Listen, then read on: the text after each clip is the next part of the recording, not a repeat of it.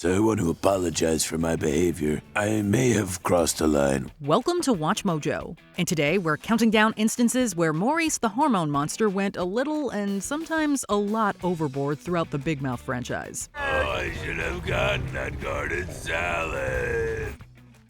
Number 20. Texting advice. Two things that should not be put together are texting and Maurice the Hormone Monster. So, what's the deal with you and Jessie? Have you seen her since, the kiss? An episode after their sloppy smooch, Nick is struggling to come up with a response to Jessie's fishing dog video. As he and Andrew debate the best course of action, Maurice takes the opportunity to offer up his own opinion on the subject, and it is understandably gross. Being the disgusting, doesn't-hold-back literal monster that he is, Maurice suggests Nick send Jessie a rather explicit picture. And he doesn't stop there. Girls love that, especially when it comes out of nowhere with zero context. Number 19. Nare hair remover. Following an accident with a pair of scissors, it doesn't seem like Andrew's circumstances can get any worse. Jesus, those scissors are huge. Of course, this is Andrew we're talking about. There is no rock bottom, especially when Mory gives advice. Looking below the sink, Andrew stumbles upon a bottle of Nare hair remover, which Mory encourages him to slather all over his nether region. What's this? Nare. That sounds like no and hair. Had Andrew read the instructions, he would have noticed the bottle's expiration date before it was too late. Do not use after February 1986. And what does Mory do as Andrew's junk smokes like a chimney? He laughs, although not as hard as Andrew's crotch, which has taken on a Joker persona. Mory has steered Andrew wrong before, but this is definitely one of the hairier positions he's put the boy in. We need to get to a hospital. Number 18. A very vivid description. There's nothing quite like capping off an episode of TV with a vivid and painfully in-depth description of a man's, well, you know. Jesus Christ. Look at the size of your dad's. Alas, such is the way our favorite hormone monster decided to end episode 5. I was like, why is your dad having sex with a messenger bag on? And then I was like, oh. His commentary goes on long after the credits have started to roll, leaving viewers with no visual escape from his extremely detailed account of Andrew's father's, do we have to say it?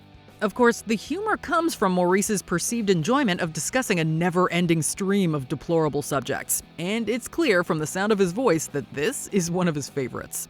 I feel like I should tell your dad, but I'm scared he's gonna hit me in the head with that big pillowcase full of watermelons. Number 17. Drunken Morrice.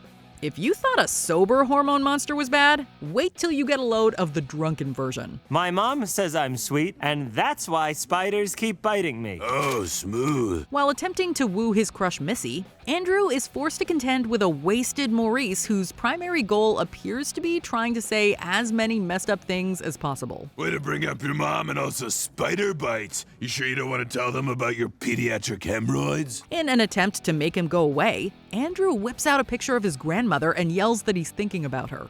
Of course, Maurice, fueled by the alcohol flowing through his body, only takes this as an opportunity for more crassness. Now, I didn't want to have to do this, but I am thinking about my grandmother. Gray round. Real classy there, bud. Number 16. Bubble Guts. If you thought the spin-off Human Resources would show a more restrained side of Maurice, what are we saying? Nobody expected that. Just as Mory goes overboard in the bedroom, he doesn't hold back in the kitchen either. The special is the 2-day burrito. Didn't you just say you're feeling fat? I know, but listen, it sounds so delicious. Ordering a giant burrito that's supposed to be consumed over 2 days, Mory scarfs it down in 1. It isn't long until this comes back to haunt him. I'm having a heart attack. What? Everyone stop drinking and stare at my problem. Don't you die on me, Mory! At first, it appears to be a heart attack, although his diagnosis is far more repulsive. Bubble guts. Oh, no! Don't even say it. It's the bubble gut! Oh, God, oh, no. There are 2 ways this can play out. Either Mory busts a literal gut, or he releases enough toxic gas to turn Emmy's car into a mini Chernobyl. Mory survives, but at the expense of the audience losing their lunch. It's burning my eyes! I can't see! I'm blind! Number 15. Pushing Andrew too far with Missy. Happy Valentine's Day, Missy, the princess of my heart. Season 3's Valentine's special finds Andrew at his worst, and Mory holds at least some responsibility.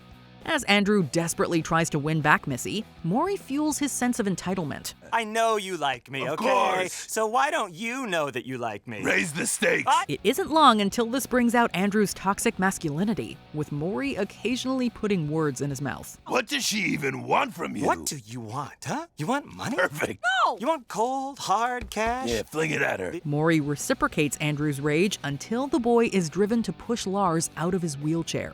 At this point, even Mory feels that Andrew has gone too far, which is saying a lot. Look at him sitting there. I bet he can walk. Andrew, again, he's not lying about the chair. That's right, everyone. He can walk, I think. Since Andrew is already in so deep, though, Mory ultimately urges him to go all the way. Andrew's actions are his own, but Mory is on his shoulder the whole time. Get the seatbelt. No, stop it. Oh my goodness, Lars! Holy moly, are you okay? Jeez Louise, the optics on this. Shit. Had Mory pulled back sooner, maybe he could have spared Andrew the ultimate humiliation. Number 14, a demonstration.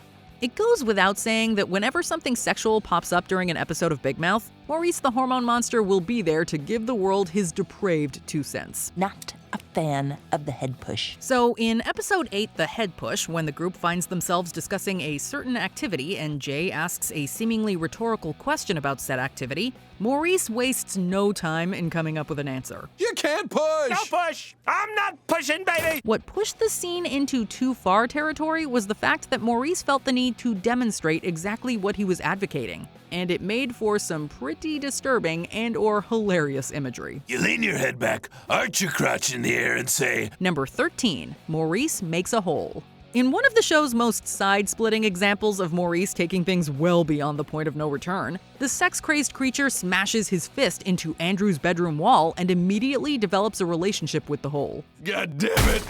Well, a hole. Ooh, and crotch level, no less. From his description of the hole to the way he humanizes it by drawing a female figure around it and naming it Candace, Maurice's ability to not know where the line is in full swing. Of course, the hole does have some drawbacks, but we'll let Maurice tell you about it. I mean, the only downside is the splinters. Number 12, Maurice at the dance. The words high school dance and Maurice the Hormone Monster should never be in the same sentence. And in Big Mouth's first episode, we find out why. I think we're both doing great. Yeah, both doing great. Now let's get a little friction going. Maurice pays Andrew a little visit while he's dancing with Missy, and from there, things quickly spiral out of control. Let's just say Maurice gets a little too handsy, and Andrew is unable to control himself. Oh, yeah. Yes, that's it. The scene ends with an insanely embarrassed Andrew running to the restroom to clean himself up, and a jubilant Maurice skipping into the ether. Jai-ho! Whoa, what's wrong? I have to go, Missy. Why did it have to be with Missy, the show's most innocent character? Number 11, Backroom Brawl. We got through 5 seasons of Big Mouth without a cockfighting storyline, but the creators finally caved in with human resources. In a parody of Rocky, Mory fills the Mickey role as he looks out for a protege named, you guessed it, Cocky. Who wants a slice of Mr. Beef? Hey, I don't want a slice. I want the whole hand. Should we be censoring Cocky? Well, we don't censor Mory's nose, so we think we're in the clear. YouTube's rules are weird these days, but we digress. My brain hurts. We'll get an aspirin after the fight. Having lost his beloved Apollo in a fight, Mory fears that Cocky will meet the same fate. Mory nonetheless comes around, giving Cocky the stimulation needed to go another round. You know who you remind me of? Apollo Creed. Because I am gonna make you finish this fight whether you want to or not. He also tells Cocky how he can overcome his opponent, painting the ring white. It's the one eye of the tiger. Number 10, Live on the Edge. Even when he's trying to show his pupils how to stay in control, Mory has a way of pushing things to the edge of vomiting. Attending Mory's edging workshop, Andrew is given a lesson on reaching the summit of pleasure without quite going to the tippy top. It's perfect. You tease and you tease, building up tantric energy. Mory paints a graphic portrait before telling the group to start practicing in front of each other. As if watching Andrew's sexual fantasies play out isn't disturbing enough, we get to hear Mory talk him through his first edging session. Andrew pulls out at the last second with a cringy bit of Freudianism.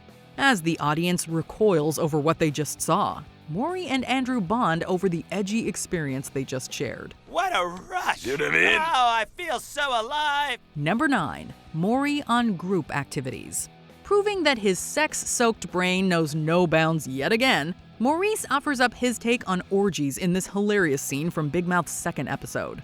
After Nick ditches him to hang out with Jesse and the Devons, Andrew is left alone with his thoughts, which is almost never a good thing. Did that little bastard just ditch you? Well, I guess he's supposed to hang out with his couple friends. Maurice springs into action, launching into a rant about certain group activities and what Andrew can do if he ever finds himself in one with uneven numbers. Pretty soon, I bet they'll all be swinging together. It is sick, twisted, and, okay, pretty funny. Every orgy needs a witness. Number 8. Maurice in class. Do not, we repeat, do not let a hormone monster into the classroom, because we can guarantee that it will end badly for everyone involved. Fallopian. What a savory word. Of course, our dear friend Andrew Glauberman had to learn this the hard way. During the show's first episode, the mere mention of fallopian tubes is enough to rouse Maurice. He starts off by insisting Andrew take a little trip to the bathroom and finishes with a crude joke at the young man's expense. If you want me to go away, you know what you have to do. Offsetting the gag is an innocent as always Missy telling Andrew she'll take notes for him. Talk about the perfect way to highlight just how gross Maurice truly is. Oh my god. I'll take notes for you, Andrew. Thanks, Missy. Let's go. Number 7. Taking care of Connie. We all know Mory has a sick mind, but this human resources episode takes him to real serial killery places. With an office cold spreading, Mory wants to take care of a sniffling Connie. My throat's all scratchy. Connie, you sound sick. Why don't you come back to my place and I can take care of you? Like Annie Wilkes in Misery, though, Mory's idea of caregiving soon snowballs into kidnapping. He gets off on Connie's helplessness, seeking to tuck her in to the point of no escape. What the hell did you do? I gave you a super spready ducky, just the way you like it. Mory's buttock isn't even the direst ingredient that he sneaks into Connie's soup. Knocked out cold, Connie wakes up in a sticky situation with an unnerving makeover. He also seems to have dressed you up like toddlers and tiaras? Being the resourceful hormone monstress she is, Connie manages to get herself untucked, switching places with Mory. Big sneeze! What? How is that gonna... It's a good thing, because we just do not want to know how far Mory would have taken this. Kiss me, my girl, before I am sick. Yeah, sure. Whatever, Daniel Dave Lewis. Number 6. The cat clock. We will never be able to look at a cat-shaped clock the same way again. Knock, knock. Who's there? It's the hormone monster. During a sleepover at Nick's house, Maurice decides to pay Andrew a visit in the middle of the night, and it becomes clear from the moment he appears on screen that the interaction is not going to end with any sort of decency. Shall we discuss Maury's implication that Nick's grandmother bought him the clock for a certain ornery purpose? Nick's grandmother gave him that clock. She knew what she was doing. How about when he calls Andrew a Perfectly normal, gross little dirtbag. It's Maurice being Maurice, and as per usual, he takes things way too far. Her eyes are darting back and forth, thinking, meow, meow. Number 5. Swimsuit shenanigans. There's a time and a place for everything. If Mory is your hormone monster, though, the time is any time and the place is anywhere. Hark, I am the beast, and Leah's bathing suit, 'tis the sun. Leah's bathing suit alone is enough to get Andrew and Mory excited. The article of clothing is just hanging there, but Mory motivates his young apprentice to get up close and personal. Not gonna do that. Nick's whole family is out there. Come on. As if that isn't creepy enough, Mory encourages Andrew to go much further, with the door unlocked. Come on, it's just us. Nobody's gonna know. Yeah, I could- Eat up, fat boy. You see where this is going. It might be another level of embarrassment for Andrew, but Mory sees no reason why he can't wrap things up. Number 4. Maurice goes into labor. When Mory became enceinte with Connie's baby, the birth was bound to be something extra. Congrats, brother! As is the case with any pregnancy, you might know what's coming, but nothing can prepare you for the delivery. This goes double for hormone monsters. Mory is caught off guard twice. Maurice Beverly, I want to go halvesies on that baby in your guts. Will you have me as your baby mama? First, Connie shows up to the shower, declaring that she wants to be part of the child's life. Her timing is impeccable, as the little bugger is coming now. If you were wondering where exactly the baby would emerge from, it is the same region where Maury released his bubble guts. It is not pretty, but it is a fundamental practice in the circle of life. They will be called Montel. Number 3. Shipping Andrew and his cousin. Oh, Andrew, you sure can pick him. Andrew cannot deny that he's attracted to his cousin Sherry, and Mory is not standing in their way. If anything, he's a cheerleader for the relationship. She's done me the great honor of texting me this. Hachimachi. After Cherry sends a flirtatious selfie, Mory once again suggests that Andrew respond with a pic below the belt. Well, this time it's actually appropriate. No, still not. Although Andrew remains hesitant, Mory gets him on board this time. Just do it. But it could go so badly. Come on. I mean, what if she sees it and she hates it? While Andrew isn't the most elegant photographer, Mory has an eye for this thing.